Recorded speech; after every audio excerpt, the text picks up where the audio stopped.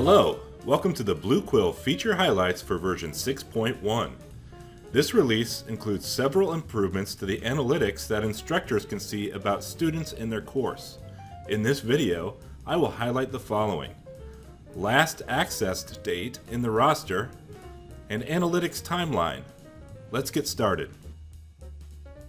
We have added an easy way for instructors to see the date when a student last accessed a course.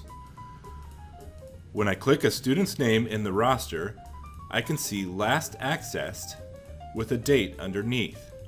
After the date, I see the total number of times that the student has accessed the course. The last accessed date is calculated by when the student opens a course or a course object from the course homepage. In order to see more information about how students are interacting with the course, instructors can now look at the analytics timeline. Click on Analytics, then click on Timeline. Here, you will see a calendar on the left with some colors. Days highlighted with a color are days with activities recorded. A day with no color means that there were no student activities on that day. There is a key at the bottom which explains the meaning of the colors. Light green is a lower amount of activity, and red is a higher amount of activity. To see the details about a particular day, click on the day that you want to see. This will give you a list of all the recorded activities for all of the students on that day. Each recorded activity has the time, the name of the student, a description of what they did, and a clickable icon which gives an estimation of where they did it from. In this example, on Tuesday, March 3rd, Brock O. Lee accessed the course at 10:28 a.m. Then he opened Lab 3, and then at 10:29 he marked Lab 3 as complete.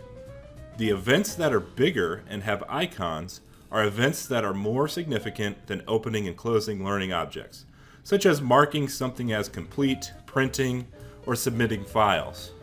I can also hover over this pin icon to see the approximate location of where the student performed this action. I can click on this to see the location on a map. If I want to refine my results, I can do so by using some filters.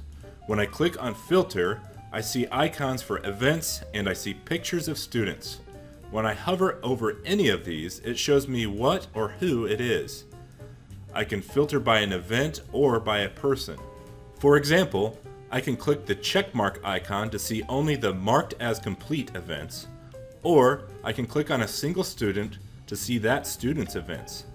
These results can be sorted by most recent at the top if I click the arrow here. Also, when I filter by a student, I notice that the location icon color is red. If the student changes locations, the icon will change from red to green.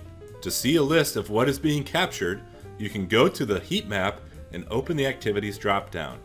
The actions in blue are the actions that are being captured. You will be able to see some data in the timeline for completed courses, but the data being captured after this release will show more context about what is being captured. This additional capability in analytics provides another great way for instructors to see how students are interacting with the course. We will continue to add more functionality to the analytics toolset in the future. Those were some of the highlights from Release 6.1. Thanks for watching.